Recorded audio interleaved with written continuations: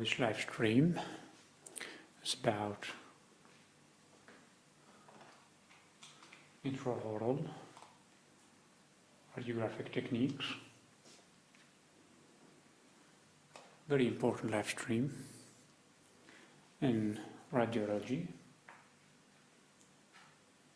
We'll be talking today about the intraoral radiographic techniques. Intraoral radiographic techniques in radiology, of course, and this is the lecture.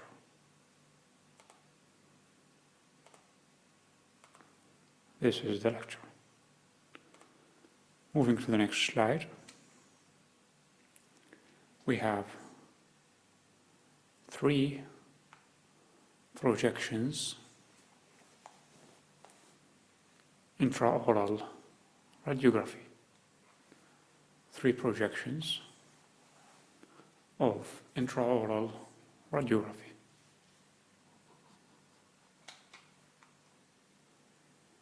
First projection is periapical. First projection is the periapical projection. And this is the picture that shows the periapical projection of intraoral radiography, of intraoral radiographic technique in radiology. The periapical projection. The first projection, which is called of the 3 projections of intraoral projections. First one being the periapical projection. This one is the periapical projection, one of the most important ones in the projections of the intraoral projections.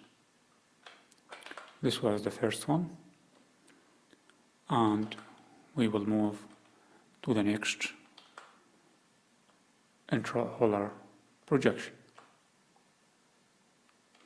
The second projection in radiography is called the bite wing projection.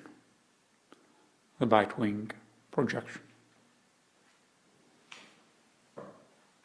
This is, of course, the second projection in the radiography, second projection in intraoral radiology or radiography. Third projection that we will present in this lecture is this is the picture showing the bite wing projection, and previously we had the periapical projection of intraoral radiography. This is called periapical projection, and this is the bite wing projection. The bite wing projection. Next, we have the occlusal projection. The occlusal projection, also a very important projection in radiography, and this is the picture that shows the occlusal projection. It does not look like the second bite wing projection, and the bite wing projection is different from the periapical projection. Moving to the next slide, we have the periapical radiograph. The periapical radiograph. This is our subject, the projections of intraoral radiography. And the periapical radiograph is the first one of the three projections of intraoral radiography. The periapical projection is the first radiograph intraoral projection. The periapical radiograph main indications. Number one, detection of apical infection.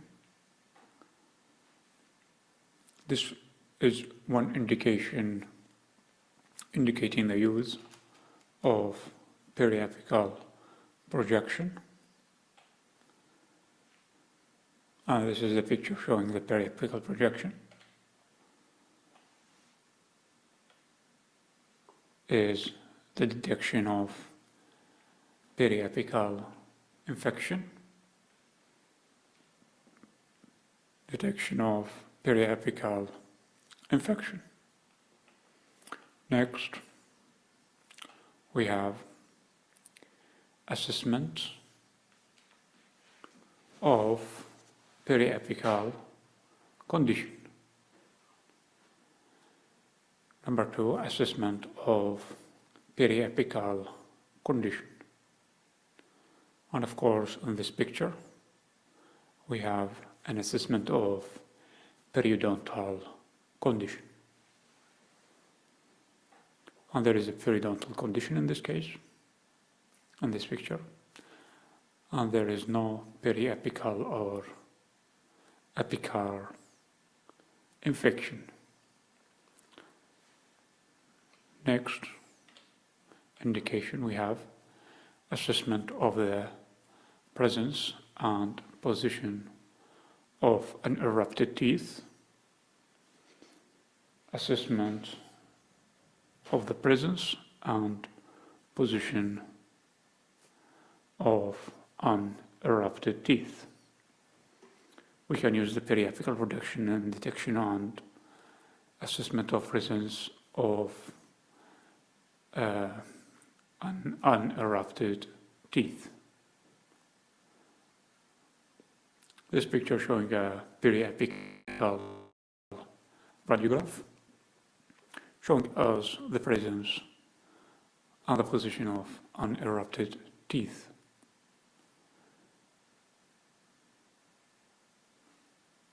These are three periapical radiographs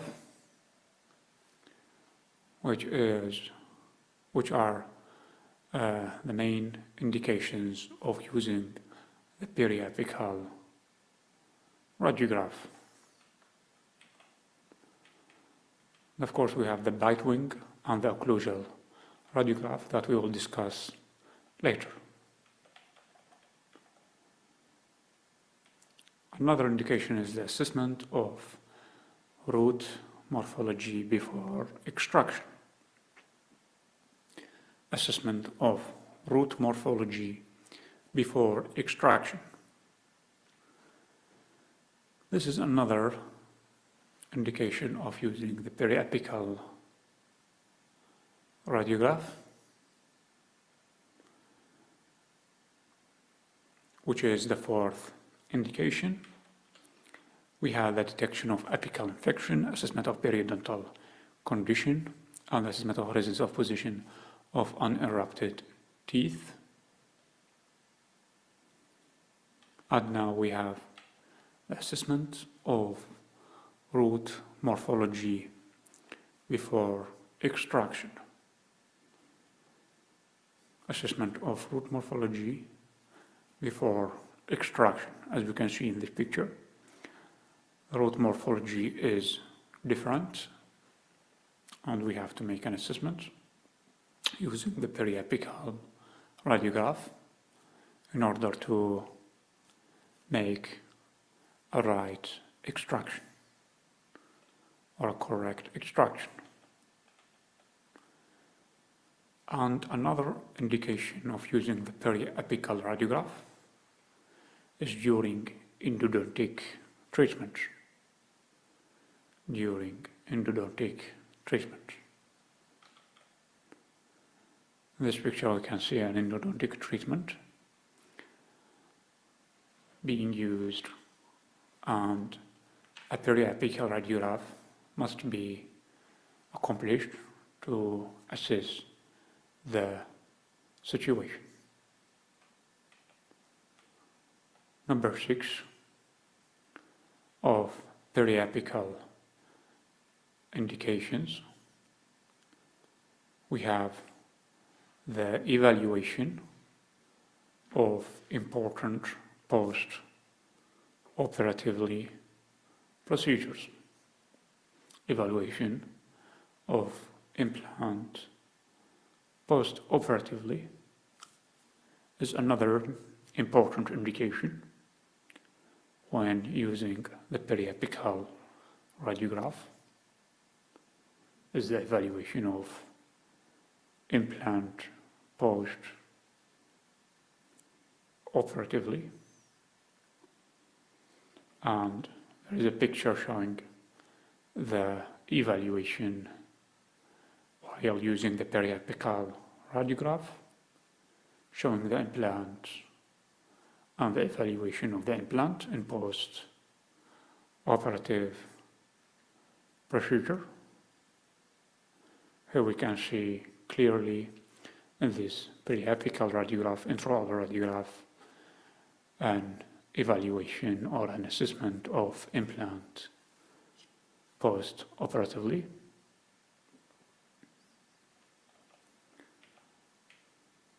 These are all 6 important indications when dealing with the periapical radiograph, which is one of 3 projections of intraoral radiograph. Number 1, detection of apical infection, then assessment of periodontal condition, as this picture shows us, an assessment of periodontal condition. Then we have the assessment of the presence and position of unerupted teeth, assessment of root morphology before extraction and during endodontic treatment. Then we have evaluation of implant and post-operative procedures. Next slide, we have 2 commonly used intraoral periapical techniques. The 2 commonly used intraoral periapical techniques are the bisecting technique and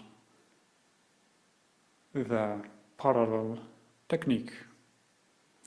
The bisecting technique of periapical radiograph and the parallel technique of the periapical radiograph or periapical technique.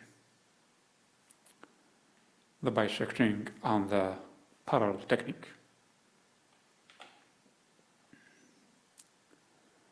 This is the picture or an image showing us the bisecting technique, older and easier or easier. This is the bisecting technique with the periapical radiograph, and there is another technique which is called the parallel technique. The parallel technique. In this technique, we can see the X-ray film and the bisecting agents.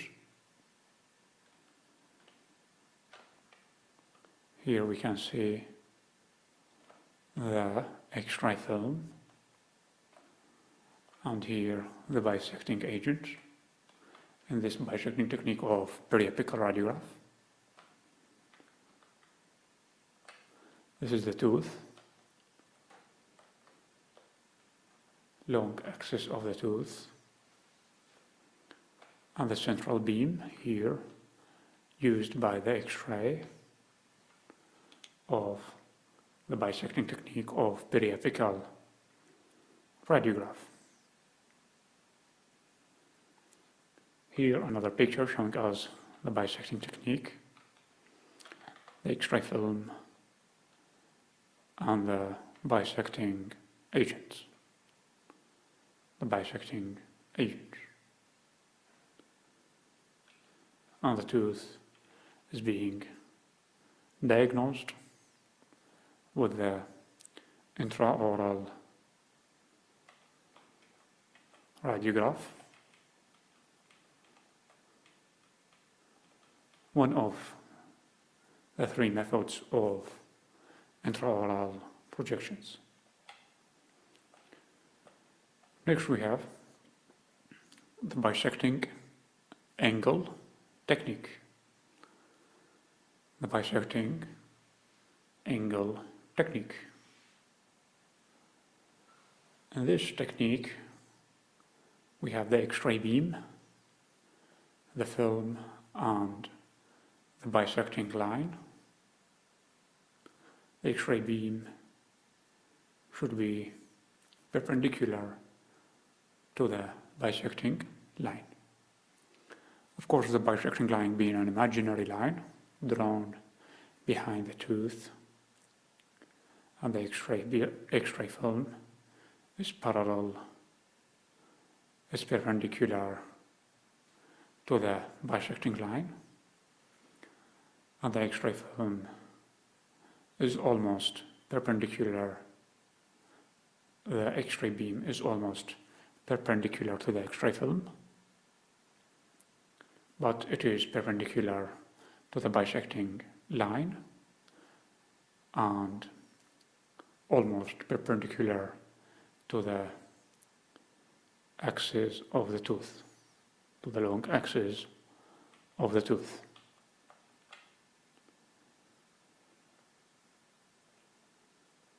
Moving on to the next slide, showing us the use of the parallel technique of periapical radiograph. This is the parallel technique.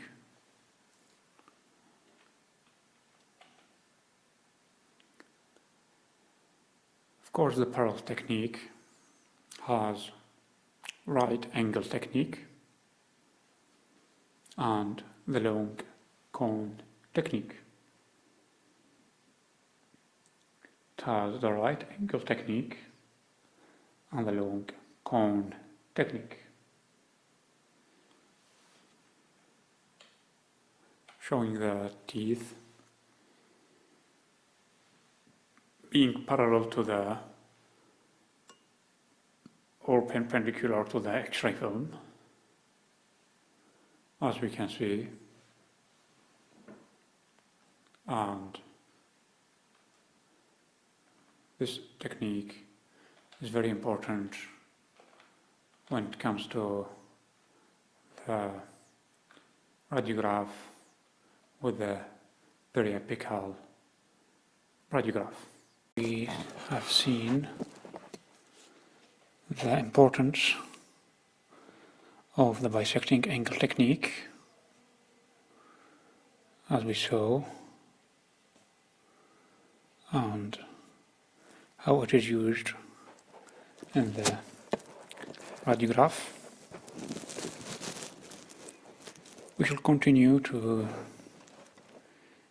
see more of this bisecting technique on the next slide.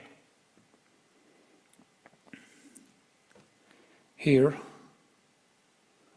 we have in this slide a very important parallel technique which is superior the superior maxilla. And this picture showing the right angle technique and the long cone technique. The long cone technique.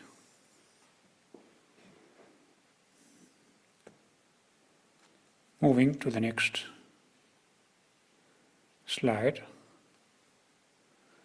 we have the target object film relation. This is the target and this is the film relation.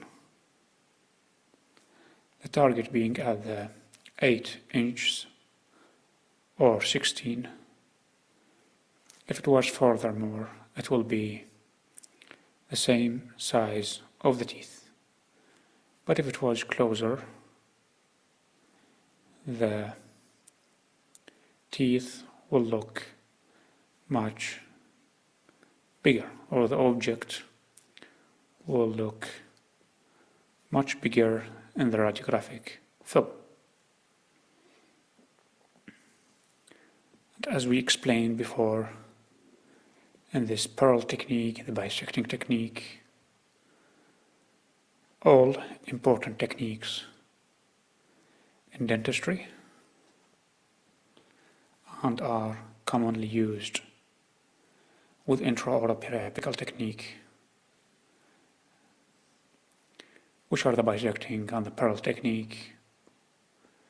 And we have the main indications of periapical technique, and we mentioned that the projections of intraoral radiography include periapical, bite-wing, and occlusal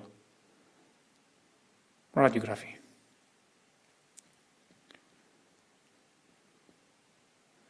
And we had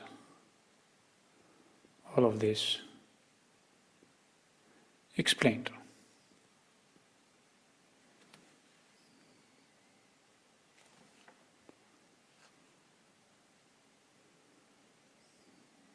Let's move back now to see where we at.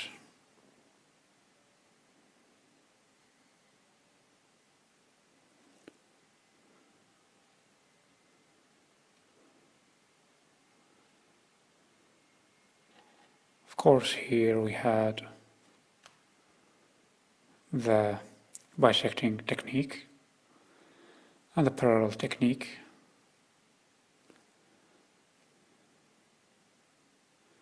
And here we can see the target object film relation, with this being the target and this is the object of parallel technique. Next we have the horizontal angulation. Here is the horizontal angulation, and this is the film and the central ray, the edge of the cone, the buccal surface of premolar, which should be parallel to each other, the central ray and the film. As we can see in this picture, this is the X-ray beam and this is the film with the horizontal angulation. Of course, we mentioned before that we are using the pearl technique and the bisecting technique with the periapical radiography.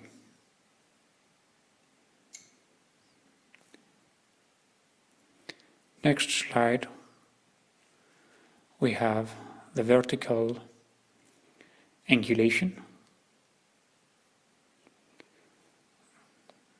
which could be plus pointing downward or minus pointing upward. The X-ray beam can point downward, which is called the plus vertical angulation, or pointing upward. This would be called the minus vertical angulation. Next slide, we have the vertical angulation during bisecting angle technique. The vertical angulation during bisecting angle technique, being from the maxilla and the mandible, with the incisor, canines, premolars, and molars. For the incisal, of course, it is plus, and the mandible, it is minus, as plus is downward, and minus is upward. With the incisal maxillary, it is plus, that is downward, pointing to the incisor, with a 45 to 55 degrees. Canines and premolars and molars, all talking about the vertical angulation. This is the vertical angulation during bisecting angle technique. Mandible being minus, which is upward, and the maxillary plus, that is downward.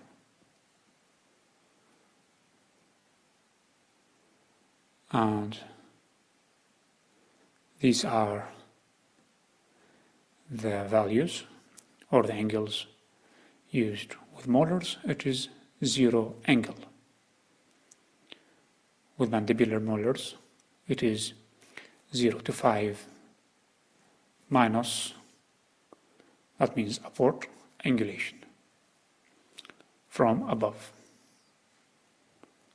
With the maxillary molars, it is 25 plus, and this is like downward angulation, just as we mentioned before, plus downward angulation to molars with the angulation technique, vertical angulation technique. Of course, we can write all the techniques we talked about previously in order to make sure that we know all the techniques.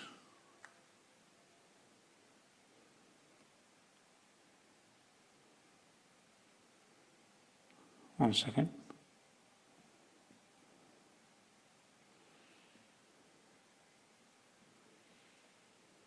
All the things we've learned so far with these techniques. And of course, we had the radiograph techniques. We can write them down here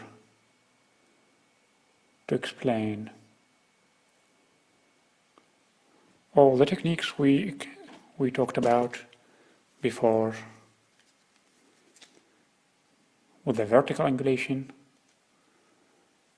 and others.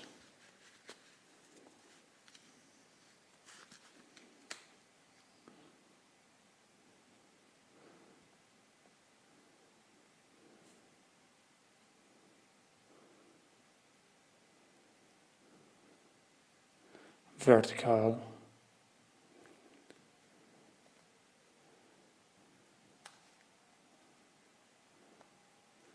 angulation,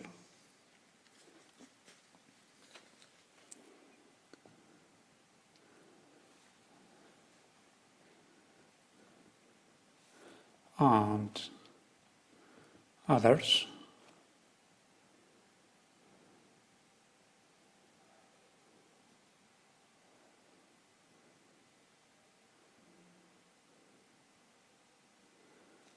Let's make a new file.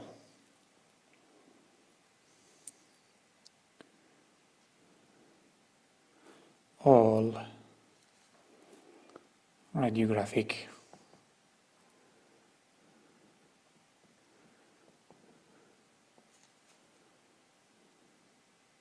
techniques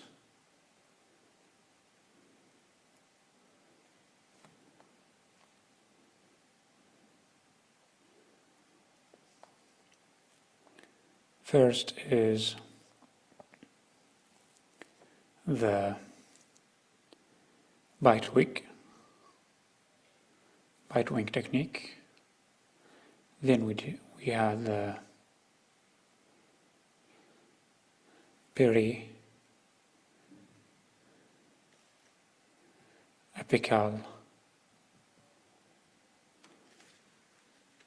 technique.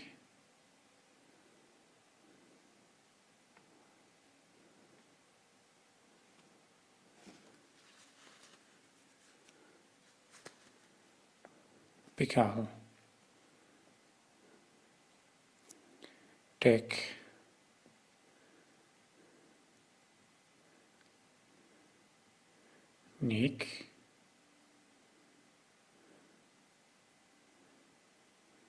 Then, last but not least,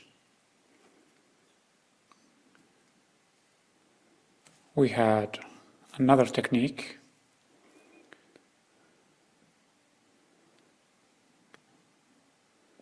which I think was, as we can see here,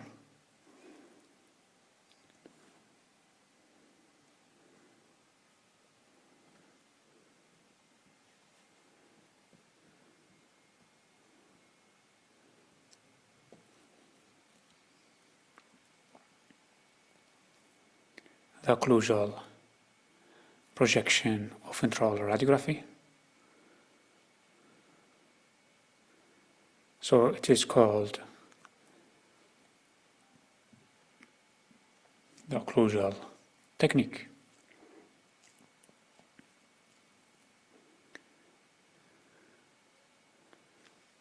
We will write it down in order to remember it.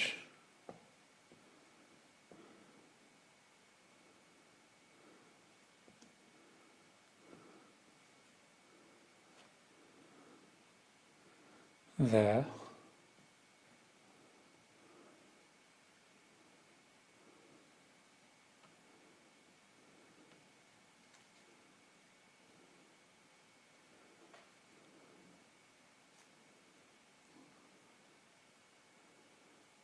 occlusal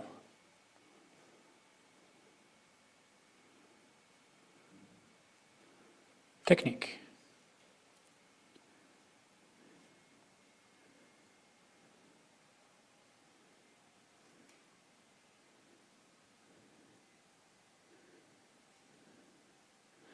So the bite wing technique, the peri-apical technique, and we had the occlusal technique. All are important and used in dental radiograph.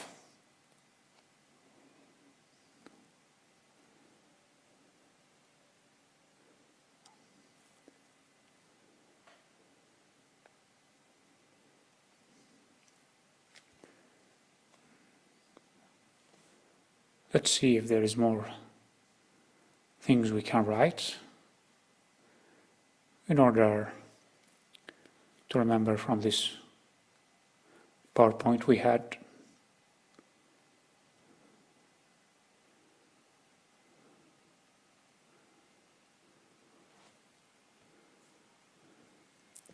So we studied the vertical angulation and how it is applied to the patient with a parallel technique, bisecting angle, and we have the peri-apical technique using two techniques of peri-apical impression. or periapical projection. First one being the bisecting technique, and the second one being the parallel technique. The bisecting and the parallel technique. We don't have to write this bisecting and horizontal and parallel technique because it is easy. Only we should know that the mandibular using the minus vertical angulation and the maxillary using the plus vertical angulation here.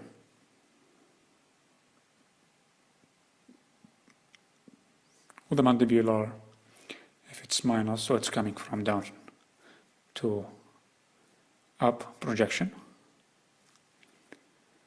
Now we are studying the bite wing technique, second projection that we studied after the periapical technique.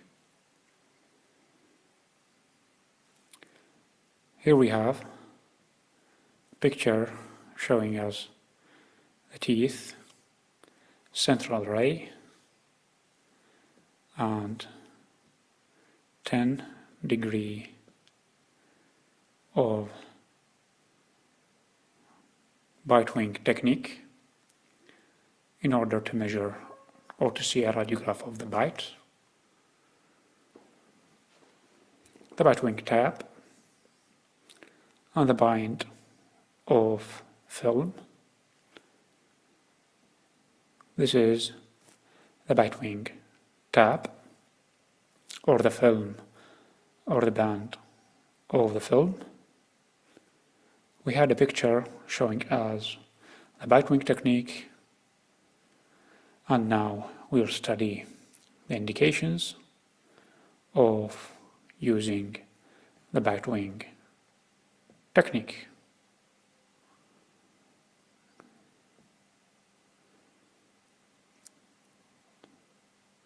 We will not study the indications of using the bite wing technique, but now we are studying the occlusal film projection.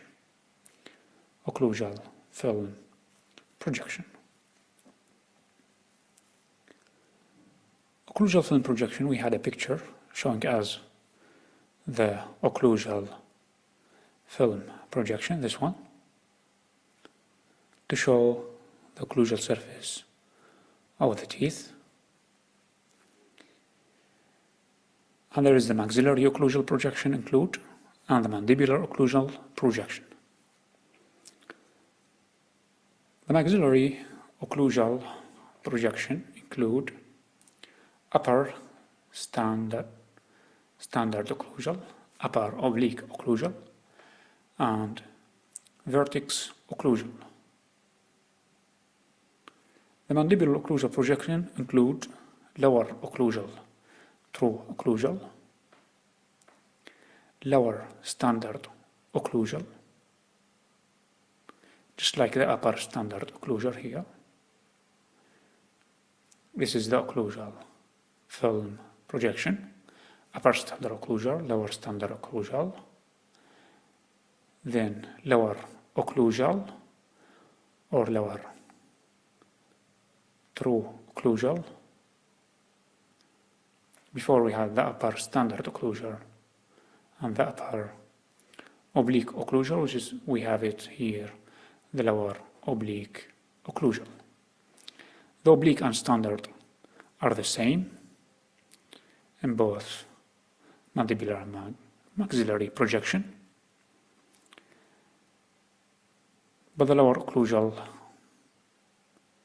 true occlusal is different from the vertex occlusal of the maxillary. Moving to the next slide, we have a picture showing us the occlusal film projection, the upper standard occlusal anterior maxillary occlusal. This is how the radiograph is projected to the maxillary occlusal projection.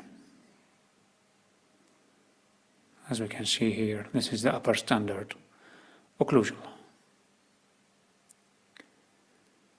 Anterior maxillary occlusal, upper standard occlusal, the same picture as this one. upper standard occlusal with a maxillary occlusal. Shown as in this picture the final result of the radiograph. Next we have, this is slide 19 out of 27, talking about the projection, shows the anterior part of the maxilla and upper anterior teeth. The projection shows the anterior part of maxilla and the upper anterior teeth. Upper anterior teeth. The technique involves the patient position, film placed or film placement, X-ray tube positioning. Of course, number one of the occlusal technique or the occlusal projection, after we study the periapical projection and the bite wing projection, the occlusal projection of the upper standard occlusal must have all these managements before we can take the projection. First, the patient management or patient positioning, where the occlusal plane, horizontal and parallel to the floor, where the occlusal plane, horizontal and parallel to the floor.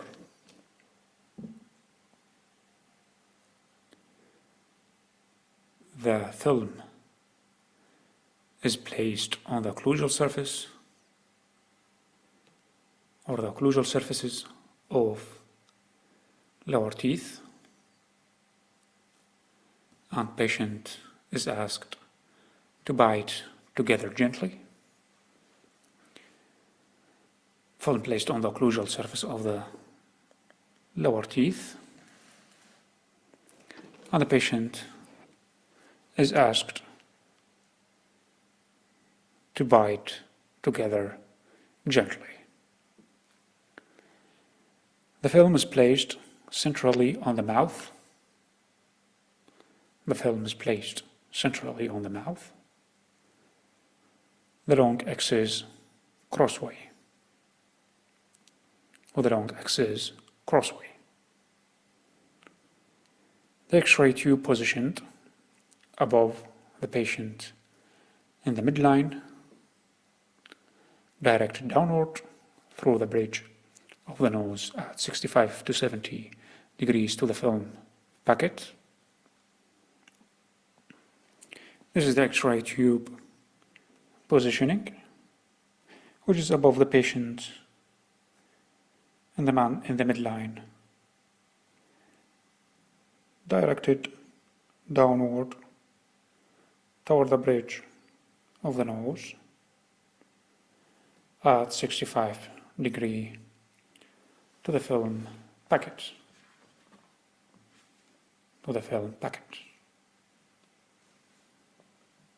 Very important, 3 steps are involved with taking a projection for the occlusal technique.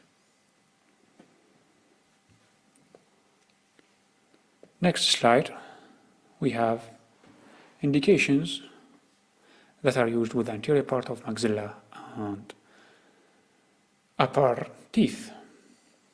The indication of using the occlusal technique is when we need an anterior part of the maxilla and upper anterior teeth.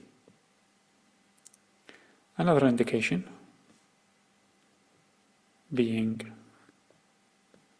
the upper oblique occlusal lateral maxillary occlusal, the upper oblique occlusal, as we can see in this picture, or the lateral maxillary occlusal of this slide, slide number 21 out of 27. We can see the upper oblique occlusal picture with lateral maxillary occlusal, and this is the final result of the radiograph. Other indication of using the occlusal technique is with posterior part of maxilla and upper posterior teeth, with the upper posterior teeth. Very important indication we can see here of using the occlusal technique. The indication being the posterior part of the maxilla and upper posterior teeth. Next we have this vertex occlusal. The vertex occlusal. There's two pictures explaining the vertex occlusal. Two pictures showing us the vertex occlusal. First one with the skull of the vertex, and the film should be here. And the vertex is above the patient with a degree of 110 degrees of the patient. We can take a vertex occlusal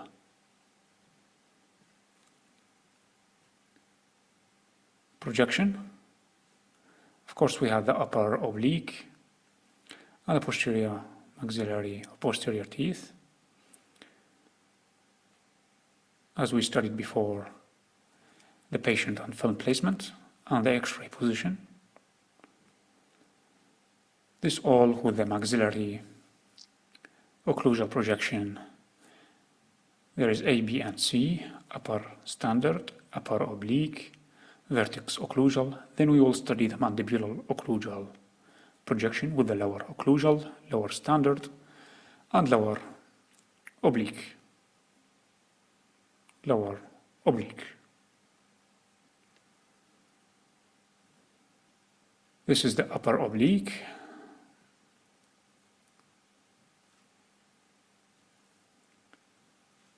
And this is the vertex occlusal. Now we study the lower standard.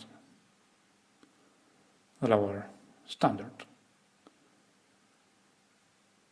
Very important is to study the lower standard occlusal of anterior teeth. Of anterior teeth. Let's point that out. Lower standard occlusal, anterior mandibular occlusal, anterior mandibular occlusal of the mandibular teeth of the occlusal projection.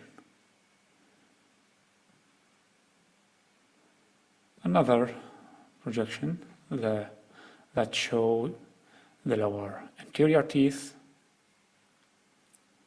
and the anterior part of the mandible. Here we can see with the lower occlusal projection. Lower occlusal projection.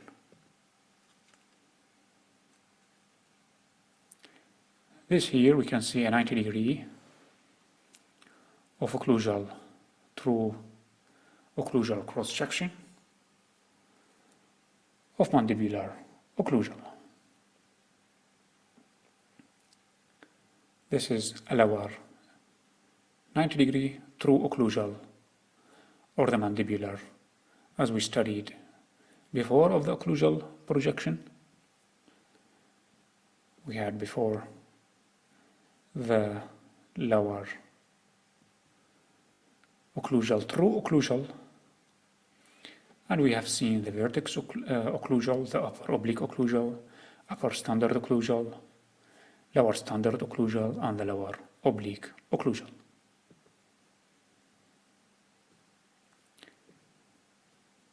Next, we have, this is the true occlusal, the lower 90 occlusal, true occlusal cross section, mandibular occlusal. Of course, we have indications of this technique. The indications are a view of the tooth, a view of the tooth bearing area, view of the tooth bearing area of the mandibular and the floor of the mouth. This is a stone in Wharton's duct, and this is a view of tooth bearing area of the mandible and the floor of the mouth, is where we can use the occlusal technique. And this concludes our lecture today. Thank you for joining this lecture. Very important intraoral radiographic technique that we have studied, and now we can move to the next lecture. We can move now to the next lecture. Waiting for the PowerPoint to open. This lecture is talking about the normal radiographic anatomy. Normal radiographic anatomy. A very important lecture in radiology that we shall explain now and write the important things that to be remembered. Then we shall start and explain the normal radiographic anatomy. First, normal radiographic anatomy is the radiolucent. The radiolucent. Radiolucent refers to that portion of the processed radiograph that is dark, to that portion of the processed radiograph that is dark,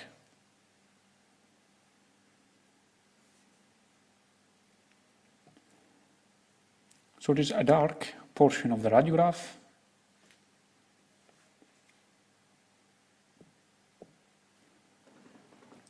in regards to that portion of the process of radiograph is dark or black, which is radiolucent. The dark portion of the radiograph is called radiolucent, and of course the white one is called radio-opaque.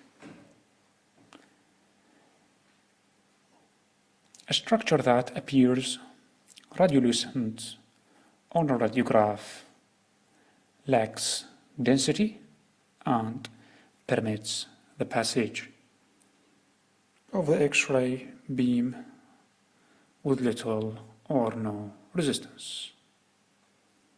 This is radiolucence, and radiopaque is the opposite. Radiopaque refers to that portion of the processed radiograph that appears light or white. Radio-opaque structures are dense and absorb or resist the passage of X-ray beam. In the oral cavity, the relative densities of various natural structures. In the oral cavity, the relative densities of the various natural structures in order of decreasing density are enamel being the densiest,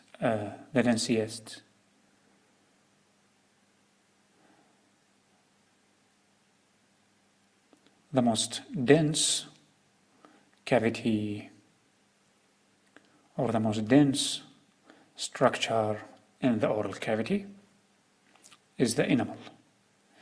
Then less denser is the dentine, cementum, bone, soft tissue, fat, and air. These are the dense elements and the radiolucent element, which is air and fat. There are metallic objects such as restorations are far denser and hence better absorbers than the enamel. And they, of course, being very radio opaque.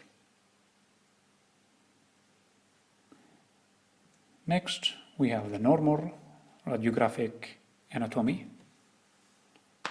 The normal radiographic anatomy consists of enamel, dentine, and cementum, and bone. The normal radiographic anatomy: enamel, dentine, cementum, and bone. Enamel 90% mineral content is the most radio-opaque structure. Dentine 75% mineral content, less radiolucent, radio-opaque than enamel, which has the same radio opacity as the bone. So the dentine is having the same radio opacity as the bone, which is of course radio opaque, but not as radio opaque as the enamel. Radio opaque as the enamel. Next slide. Let's see what we have in the next slide.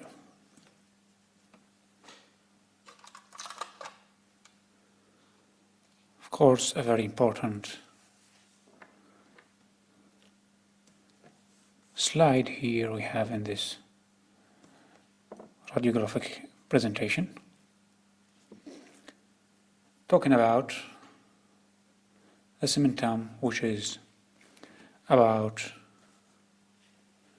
50% mineral content, 50% mineral content. In most areas of the root, surface cannot be seen radiographically. In most areas of the root surface cannot be seen radiographically. It has the same density as bone or dentine.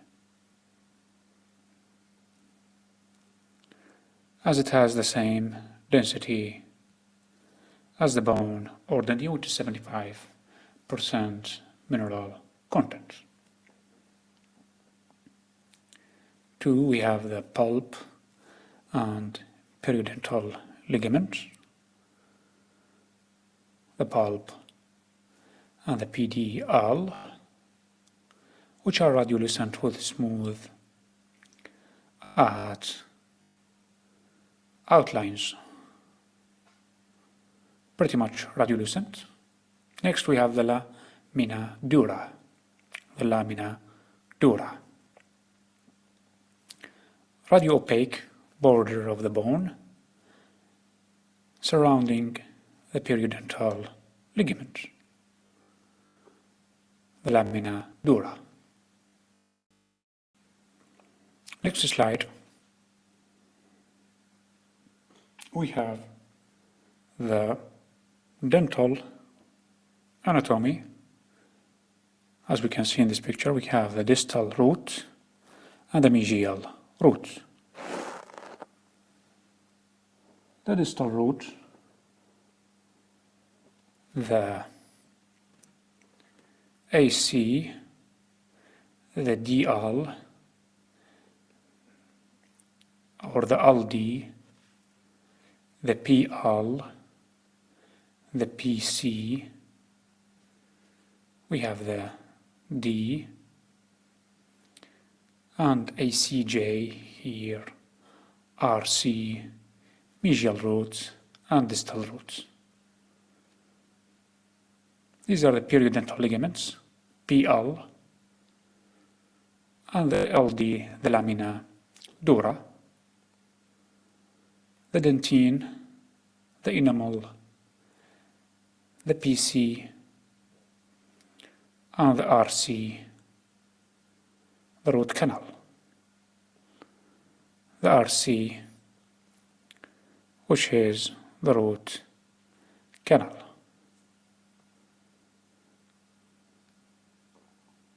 Here we can see the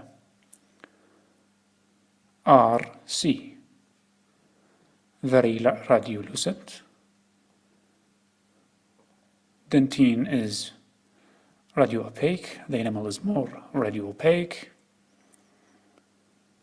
Mesial root and distal root, dentine enamel or periodontal ligament, and the lamina dura. Of course, this is the enamel.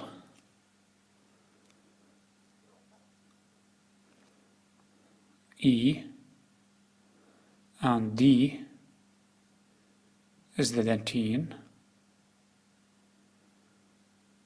and PC is the pulp cavity. The RC is the root canal, here we have, and the amylo-cemental junction, ACJ, the amylo-cemental junction, ACJ, which is not, or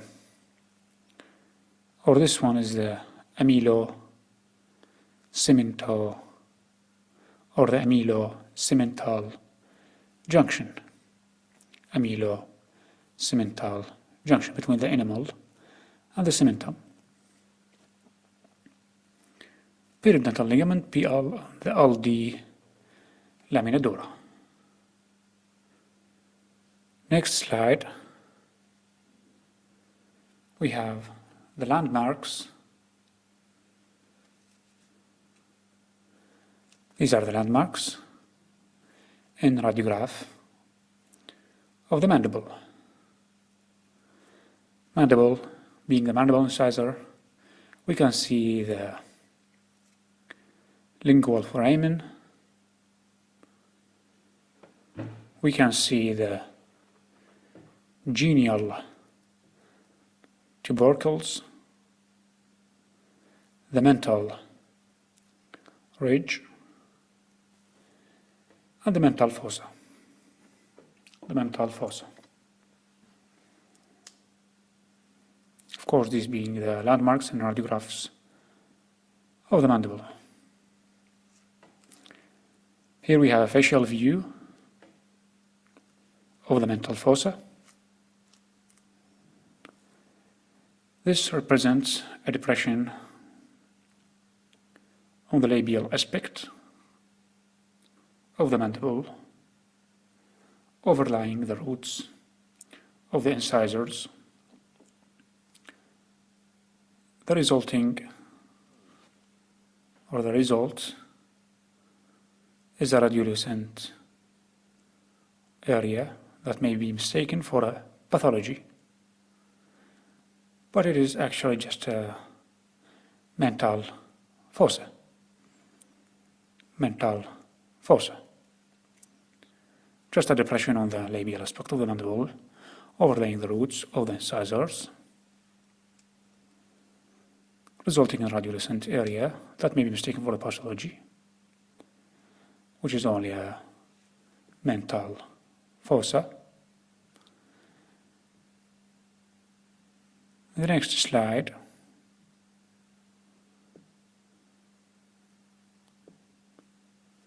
we can see the mental ridge here in radiograph. This is the mental ridge. Very important area that we can see in the radiograph, a little bit radio-opaque. Bony prominence extending from the midline of the mandible to the area of premolars. This is the area of the mandible, the midline of the mandible, to the area of premolars, and it is radio-opaque mental ridge. Next we have the lingual foramen. This is the lingual foramen. The lingual foramen, single radiolucent area in the midline of the mandible, single radiolucent area. This one here, a black circle in the radiograph called the lingual foramen, which can be seen in the lingual view. Next we have the genial tuberosity. The genial tuberosity also in the lingual view, radio-opaque area or radio-opaque zone located in the radiographs of lower incisor area. The genial tuberosity.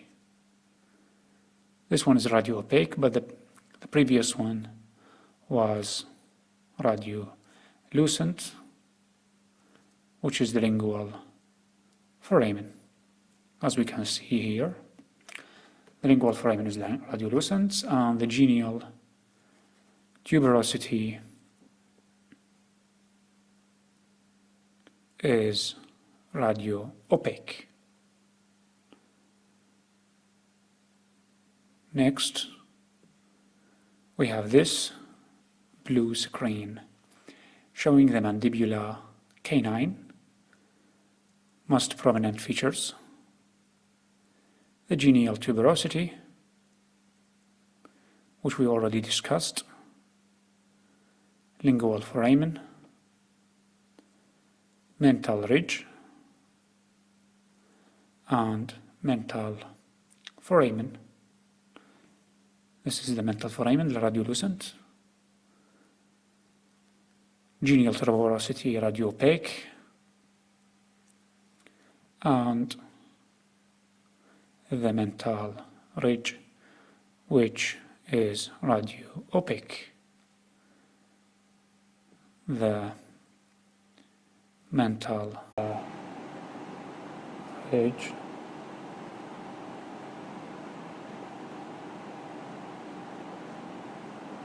is very important in dentistry.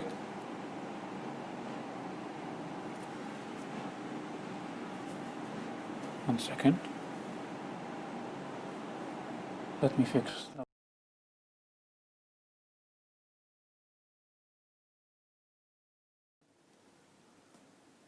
Okay, the voice now is better. This landmark, anatomical landmark, is very important, of course, in dentistry. Let's move on to the next slide.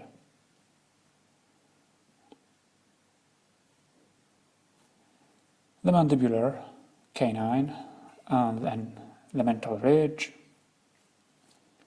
a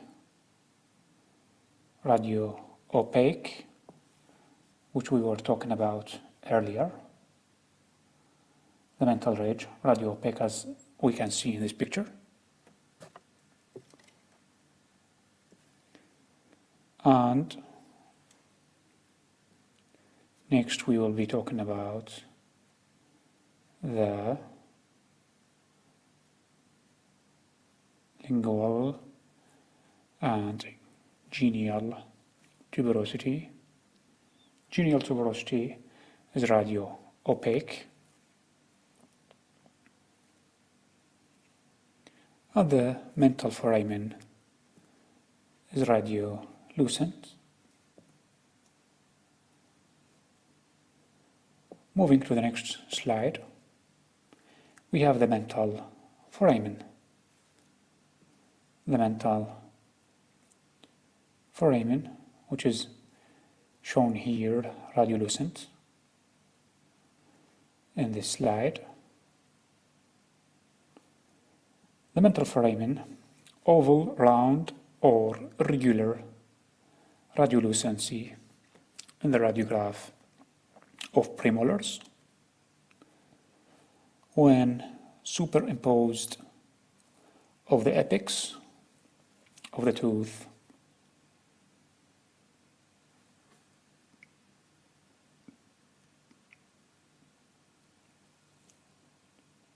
it may be diagnosed as a periapical pathology, but it's actually only a radiolucent area called the mental foramen. Next we have the mandibular premolar, the mylohyoid ridge, next to the mandibular premolar, here is the mylohyoid ridge. Then we have the mandibular canal, then the submandibular gland fossa, submandibular gland fossa, this one here is the submandibular gland fossa, which is radiolucent. Then we have the mental foramen, which is also and more radiolucent than the submandibular gland fossa. And of course the mylohyoid ridge and the canal, mandibular canal here is shown. Now, this is a facial view and the lingual view of the bone, of the mandibular bone. We have the mylohyoid ridge, internal oblique, the mandibular canal, submandibular gland fossa, and the mental foramen. Facial view, we can see the mental foramen and the mandibular canal. Lingual view, we can see the mylohyoid ridge and the submandibular gland. Submandibular gland or fossa on the lingual portion, and the mylohyoid ridge, internal oblique on the lingual portion. In the facial portion, we can see the mandibular canal, and we can see the mental foramen on the facial view. Next, we have the mandibular canal on the facial view, of course. We had the mandibular canal on the facial view and the mental foramen. Next, or the mandibular canal, interior dental canal, ID, interior dental canal, ID, which is mandibular canal, radiolucent structure, extends from the mental foramen to the mandibular foramen. Extends from the mental foramen to the mandibular foramen, as we can see in this picture, from the mental foramen to the mandibular foramen or canal, mental to mandibular canal. It's called the mandibular canal. Radiolucent structure. Next slide, we have the lingual view of mylohyoid internal oblique ridge. This radio-opaque ridge is the attachment for the mylohyoid muscle, which is on the lingual view, is called the mylohyoid ridge. And the mylohyoid muscle is in there. The ridge runs downward and forward from the third molar region to the area of the premolars. From third molar to the area of premolars. As we saw in this slide, it can be seen here the lingual view of the mylohyoid ridge, which is only shown when we view the mandible lingually.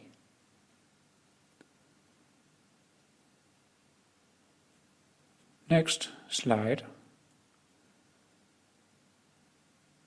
we have the mandibular canal.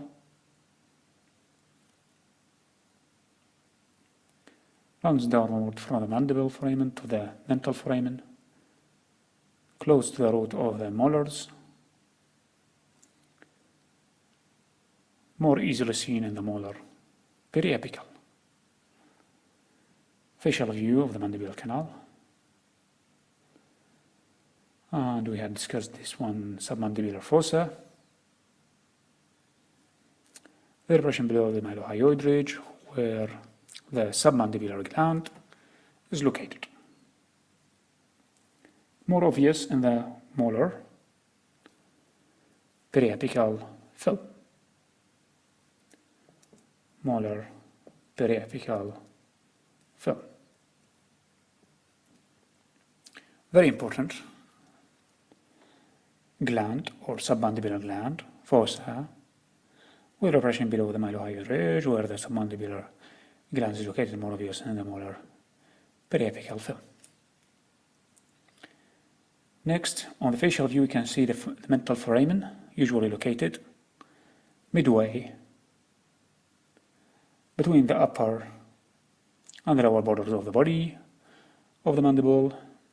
In the area of the premolar may mimic pathology if superimposed over the apex of one of the premolars. This is the mandibular molar. Mandibular molar with the external oblique ridge, mylohyoid ridge, mandibular canal. This is the mandibular canal, and then submandibular gland fossa.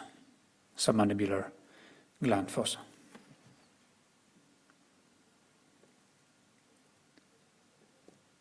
Next slide, we have the facial view, external oblique ridge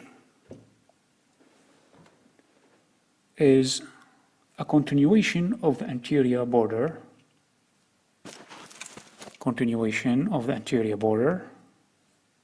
of the ramus, facial view,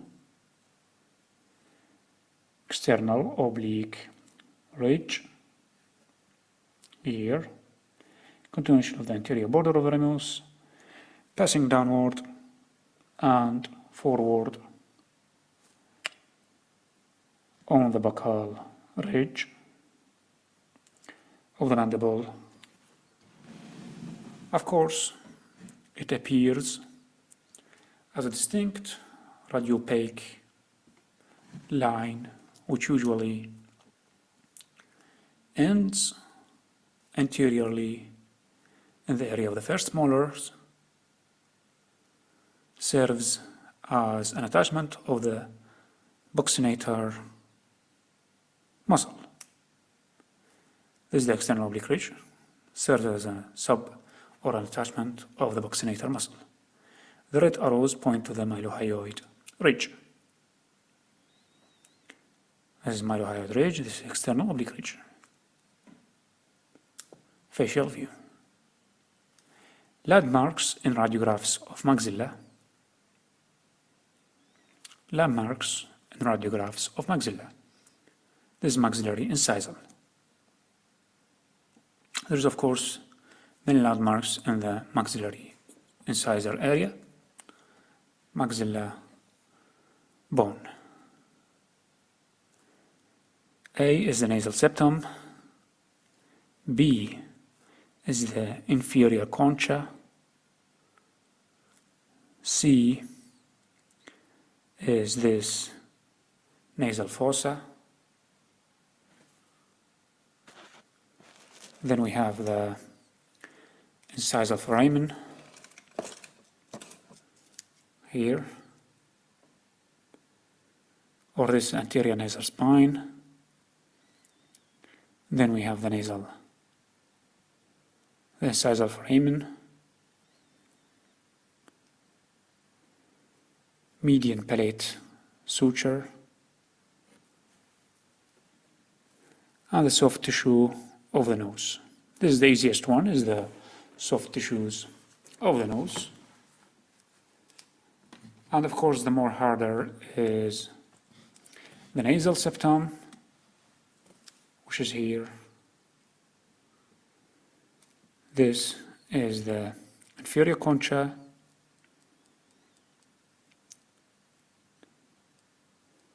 This is inferior concha. This is nasal septum. I'm sorry, this is anterior nasal spine. Nasal septum, anterior nasal spine. Nasal concha. This is inferior concha. And this is the nasal fossa. Very important fossa, the nasal fossa. Nasal spine. So this is the nasal spine and this is the nasal fossa. Inferior concha and anterior nasal spine. This one is incisive foramen. Soft tissue of the nose. Median palatal suture.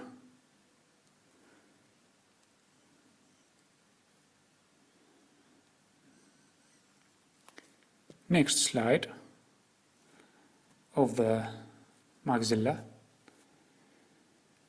We can see here in the palatal view, we can see the median suture or median palatal suture. Radiolucentral line between central incisors. We saw the nasal septum in this picture, but we are talking about the median suture or the nasal septum, which are the same. Nasal septum or the median suture. This is nasal septum.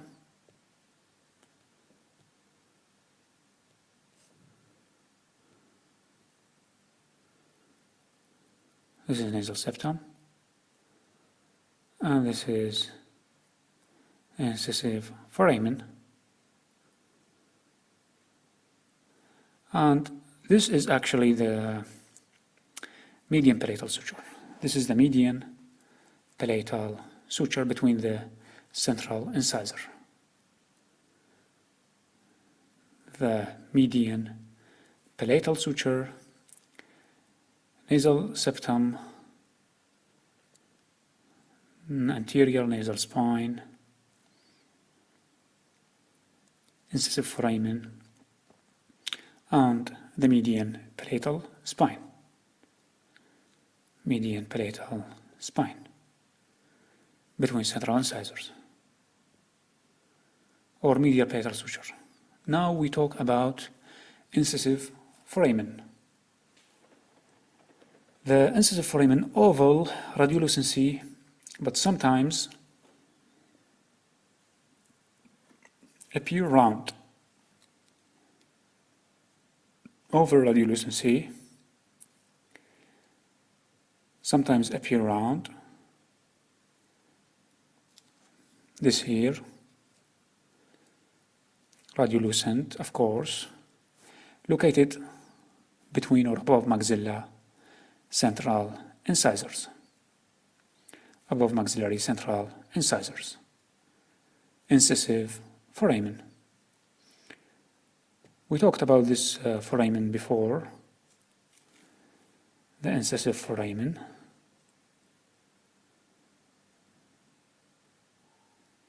Feria fossa, feria concha, nasal spine. Incisive foramen. This one's here. Radiolucent area. Also between central incisors. Down to it we can see another radiolucent area, which is called the median palatal spine. Median palatal spine. And this one is incisive foramen. Incisive foramen and median palatal spine.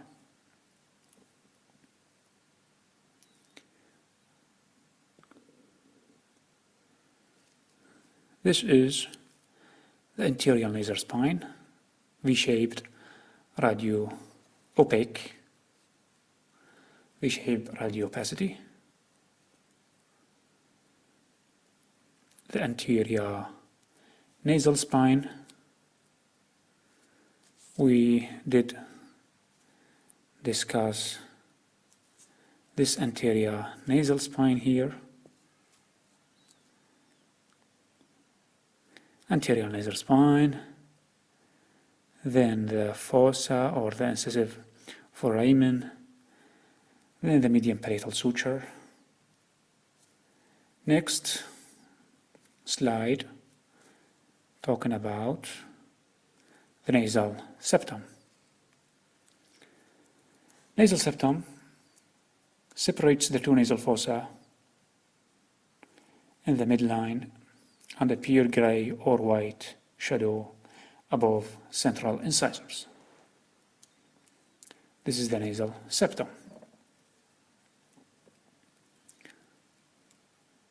Nasal septum between two nasal fossa.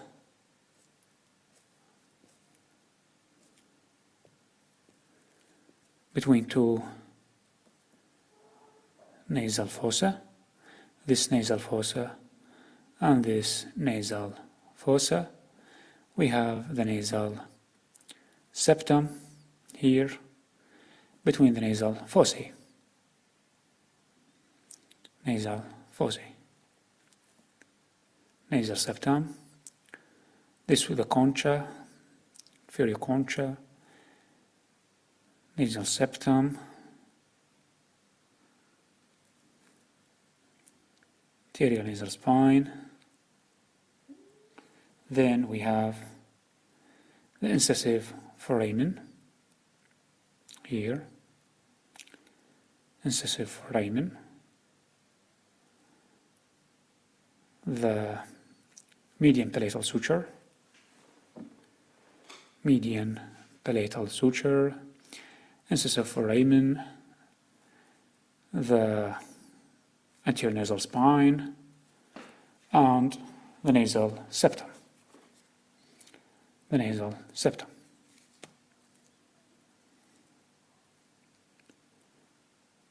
This one is the nasal septum. Of course, we can see the radiograph here showing the nasal septum, which is the radio-opaque area, separating between nasal foci, separating between the nasal foci, right, and this one is the right, and the left nasal foci. C here is the nasal septum, which is radiolucent.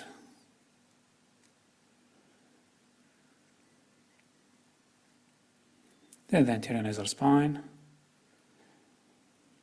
the incisive foramen, palatal suture, median palatal suture, nasal fossa, or the incisive foramen. This is the nasal fossa. Then the nasal septum,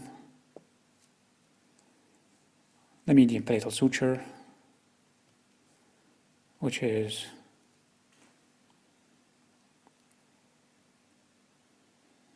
this one here. All radiolucent.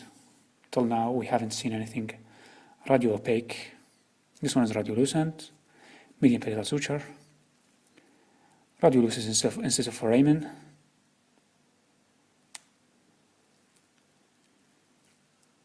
and only a radio-opaque nasal spine. This one is here. The nasal spine was radio-opaque. The nasal spine, the anterior nasal spine is radio-opaque. Next, after the anterior nasal spine, we have the nasal septum.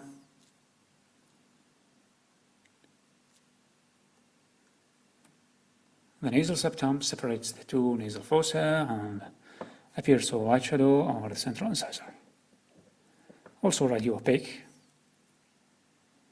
separating between nasal fossa.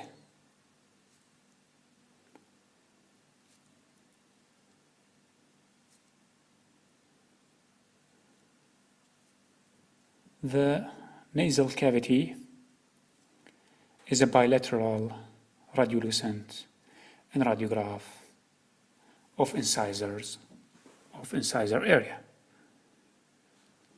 This is the nasal cavity. We can see it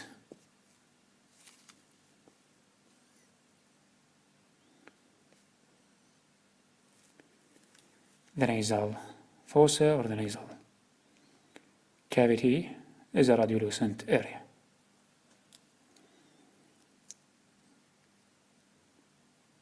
Next, we have, after the nasal cavity, which is the bilateral radiolucent radiographs of incisor area. This is, or this was the last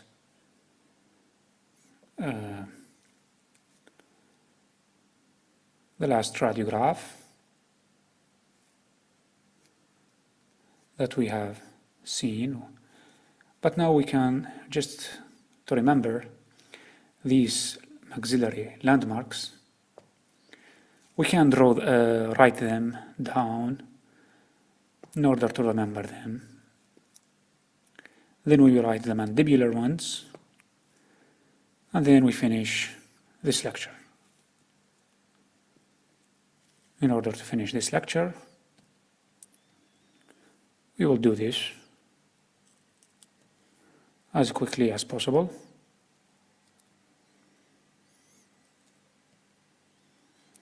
If we can make this work.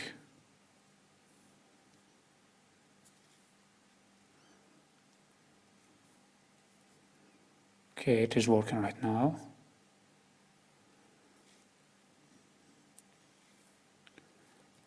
Let's start with the maxillary landmarks.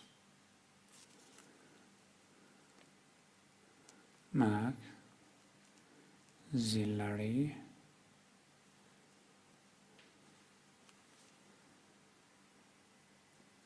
landmarks.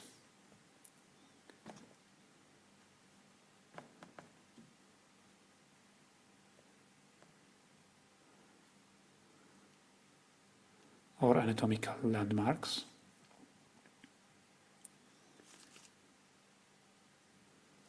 Of course, there are many maxillary landmarks. As I remember, there is the nasal spine, there is the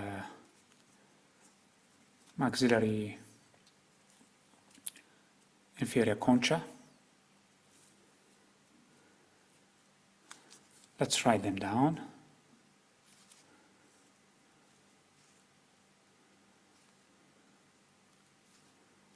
First one is the nasal spine.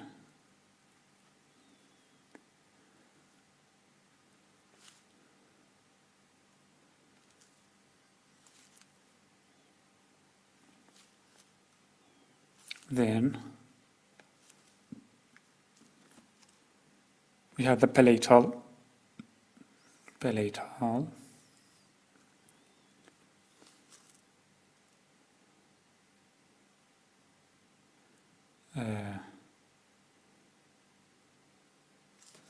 don't remember what's the name of the palatal, but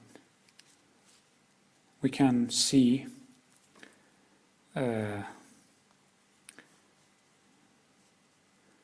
what was the palatal one and the PowerPoint.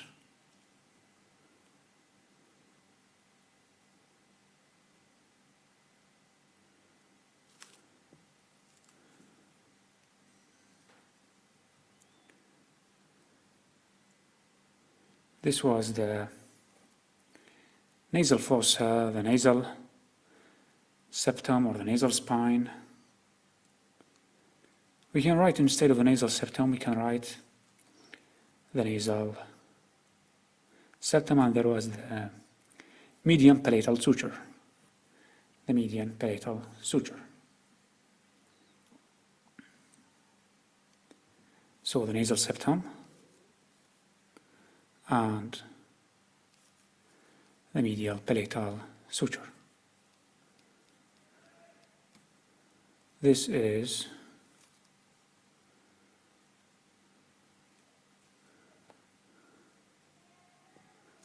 the nasal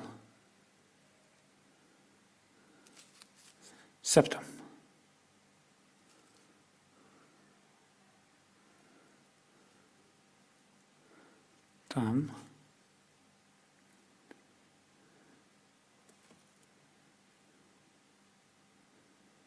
And the palatal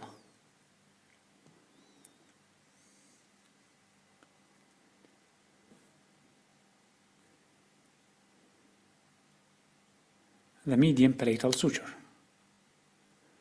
The median palatal suture. Can write it here.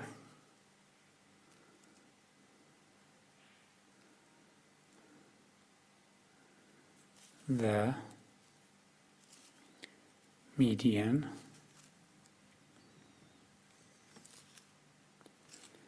palatal suture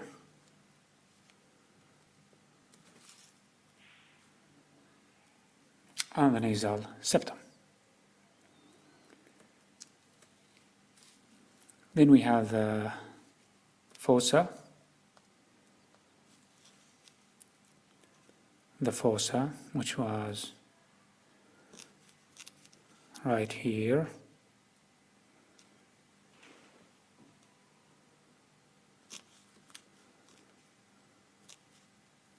Let me show it on the screen.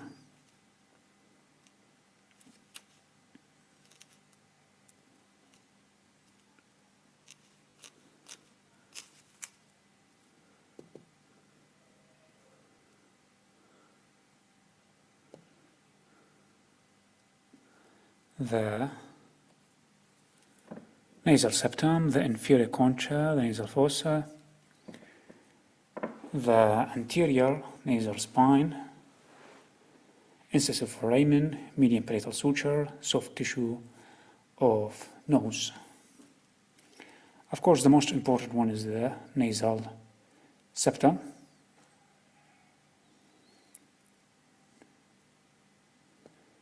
The nasal septum. Then we read the median palatal suture.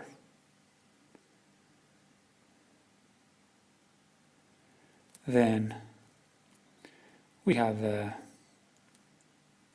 inferior concha, the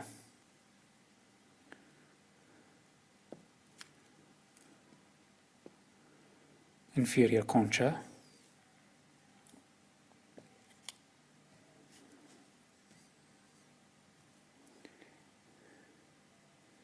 inferior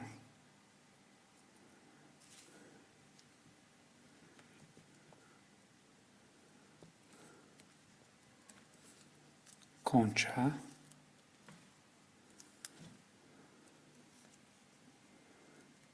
and then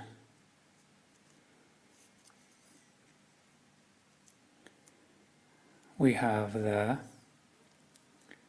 nasal fossa. After the nasal spine, we have the nasal fossa, nasal septum, and nasal fossa. Now we write the nasal fossa.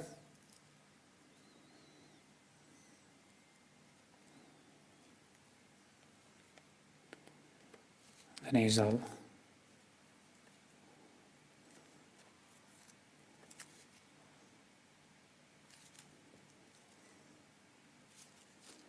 four is the nasal fossa.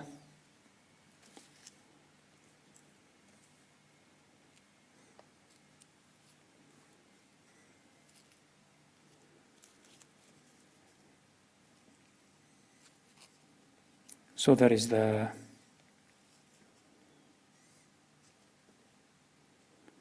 nasal septum.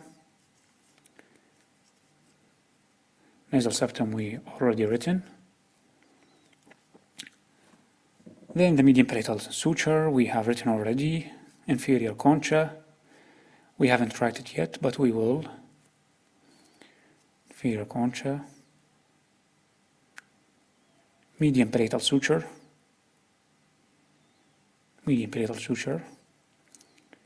Inferior concha.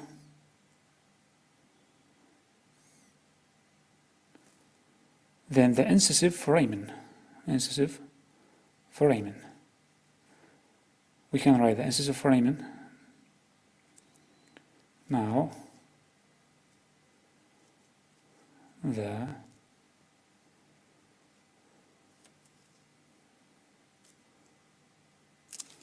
five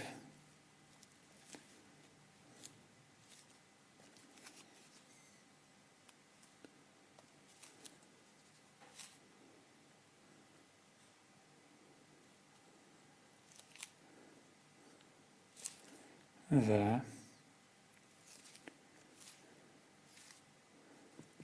incisive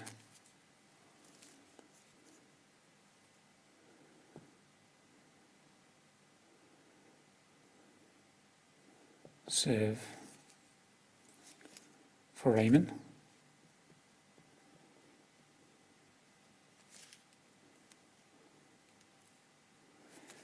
so we have the nasal spine, this one, median parietal suture, inferior concha, nasal fossa, incisive foramen.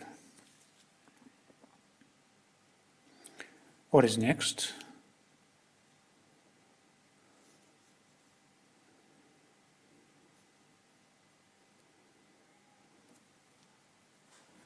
The nasal spine we already written, or the nasal septum. Inferior concha we have written it, we have written it already. The nasal fossa,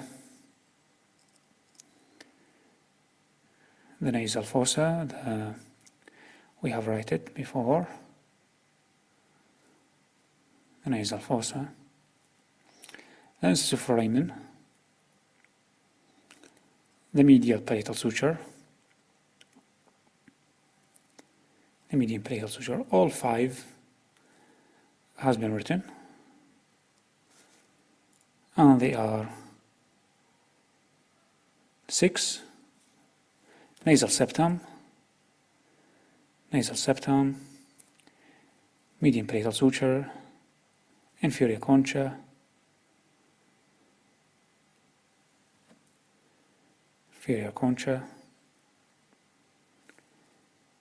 nasal fossa, this is nasal fossa, the anterior nasal spine, we haven't tried it yet, anterior nasal spine, we haven't tried it yet.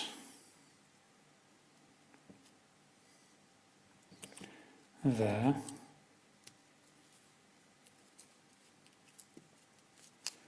anterior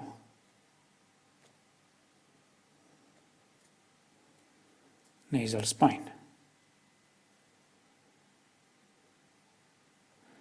Was it the anterior nasal spine or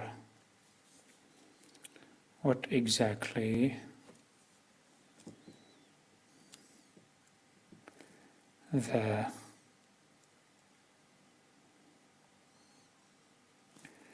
anterior nasal spine. Not the anterior nasal septum, but the anterior nasal spine.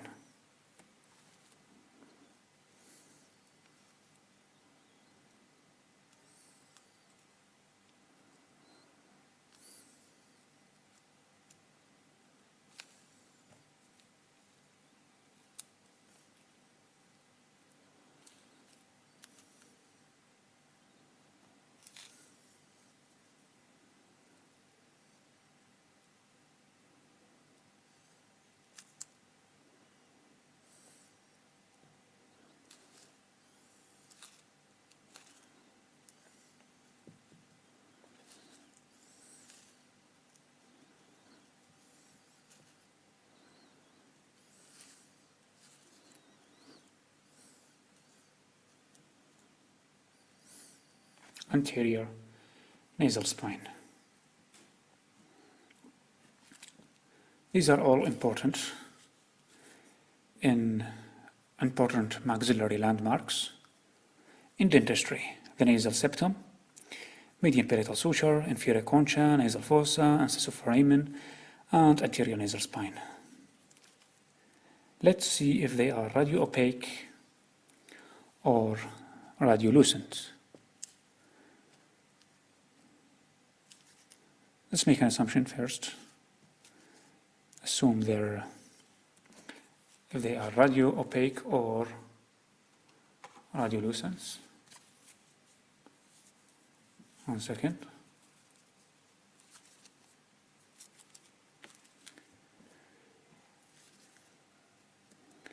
So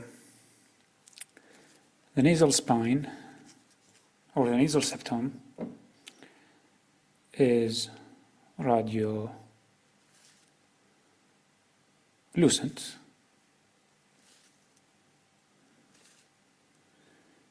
and the median palatal suture is also radiolucent. The inferior concha is radiolucent.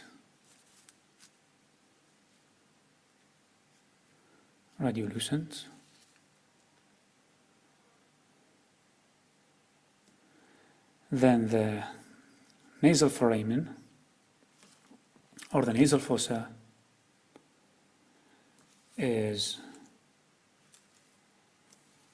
of course, radiolucent.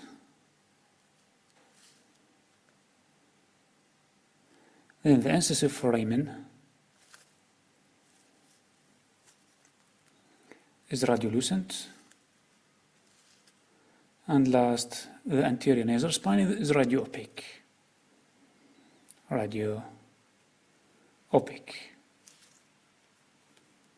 Let's see if this is right, because I think some of them is not really radiolucent. We can see in this picture there is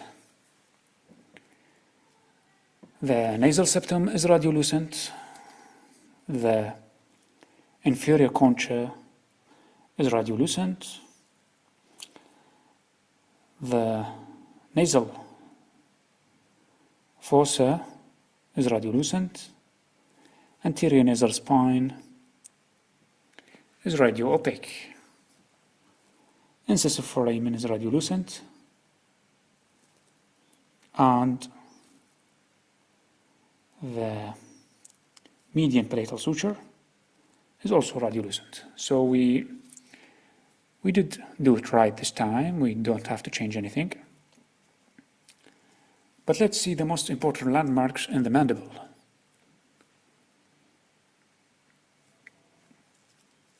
That can be seen when projecting the radiograph on the mandible.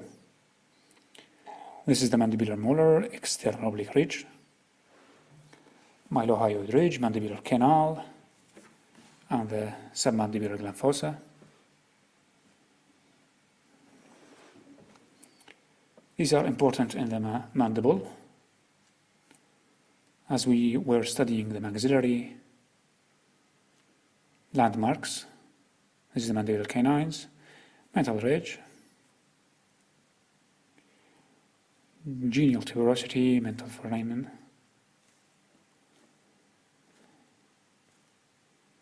This is just a review, quick review. These are the mandible, lingual foramen, genial ridge, mental fossa, most important landmarks in the mandible. We don't have to write them down, they are easy. Only lingual foramen, A and B genial tuberosity, C mental ridge, D mental fossa. Next slide. This is the mental fossa and the mandible, the ridge, mental ridge, which is radiopaque, lingual foramen, which is radiolucent, and the mandible, genial tuberosity, which is radiopaque. And this is a picture showing the mental ridge, and which is radiopaque, mental ridge, then genial tuberosity, which is also radiopaque, the mental foramen is radiolucent. Next slide. In this facial view, we can see the mental foramen, which we already said that is, or the mental foramen, which is radiolucent. And near to the mandibular premolar, also there are many landmarks: the myeloid ridge, the mandibular canal, the submandibular gland fossa, and the mental foramen. Mental foramen. Mental foramen is like the mental fossa, or the mental foramen is also radio-opaque. D here near the mandibular premolar. Radiolucent area of the mental foramen and submandibular gland fossa is also radiolucent. Only the mandibular canal and only the mylohyoid ridge is actually radio-opaque. Next slide showing these areas: mandibular canal, mental foramen, mylohyoid ridge, submandibular fossa, all in the mandible bone, showing under the radiograph. We can distinguish these areas very easily. And near the molar of the mandible, we can see the external oblique ridge, the myeloid ridge, or the mylohyoid ridge, the mandibular canal, and the submandibular gland fossa.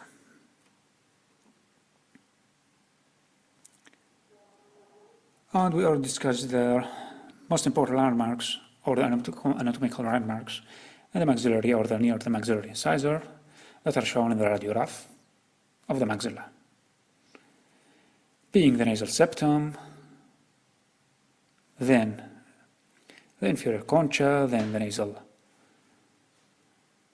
nasal fossa, which is also radiolucent. All three of them are radiolucent. Then number 4, the anterior nasal spine is the only radio-opaque structure or anatomical structure in the maxilla. Number 5 is incisive foramen or incisive foramen, radiolucent. Median palatal suture, also radiolucent. Soft tissue of nose, radiolucent. Next, showing the median palatal suture between the maxilla, between the maxillary incisors. Incisive foramen, radiolucent. This is median palatal suture, which is radiolucent. Incisive foramen, which is radiolucent.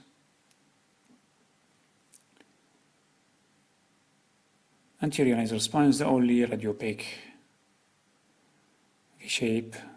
Here we can see the only radiopaque triangular in shape anterior nasal spine. Then we studied the nasal septum, which is radio-opaque.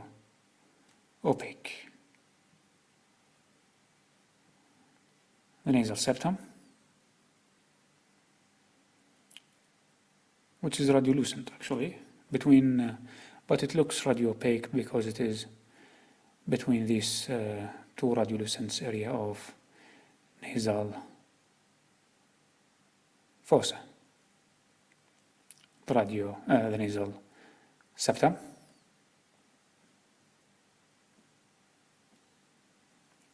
As we see here, separates the two nasal fossa, and the midline appears gray or white, shadow of the central incisors. Separate between the two nasal fossa. This is the nasal cavity, bilateral radiolucent in radiograph incisor area. And of course, we had written all the landmarks, the most important landmarks of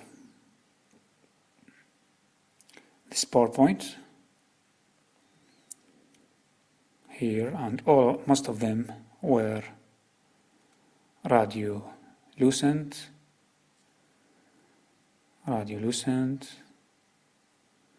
as we can see here. This one is radiolucent. The median palatal suture radiolucent, nasal septum radiolucent, the inferior concha radiolucent, nasal septum or nasal fossa also radiolucent, and incisive foramina is radiolucent. Incisive foramen. Then we have the radio-opaque anterior nasal spine.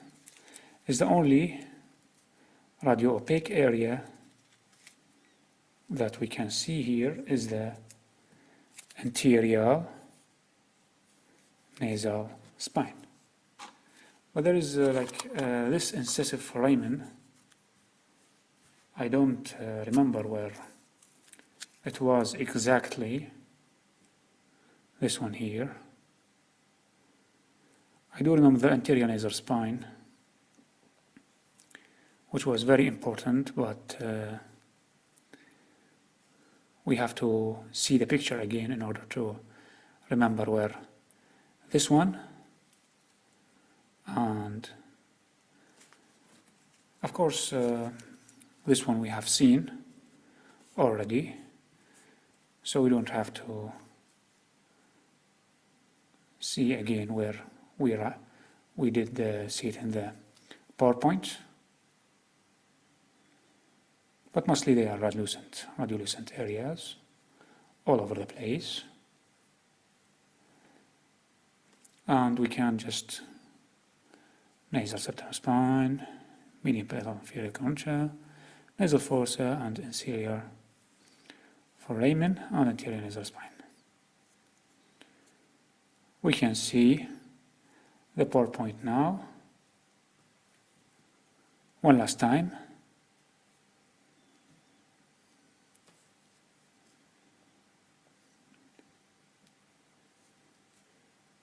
To remember these landmarks, maxillary landmarks.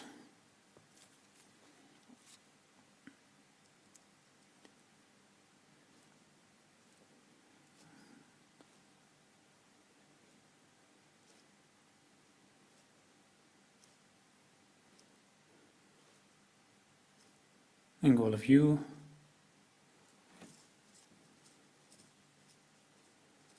Mandibular canal,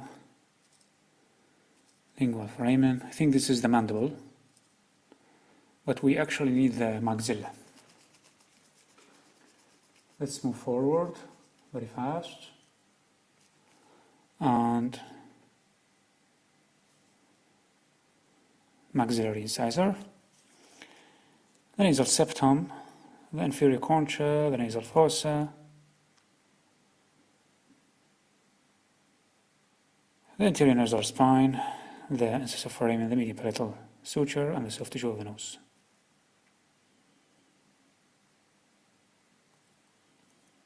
The anterior spine, I think we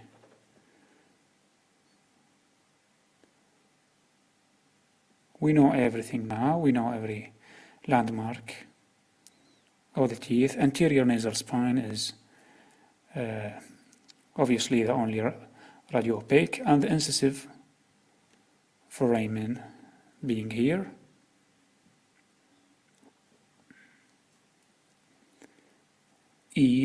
Incisive foramen above the median palatal suture and below the anterior nasal spine. Thank you for listening in this lecture.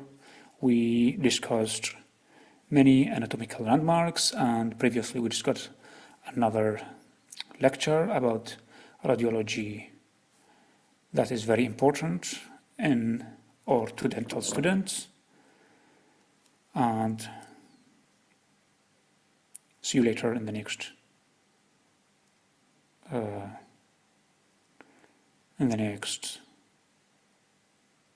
video.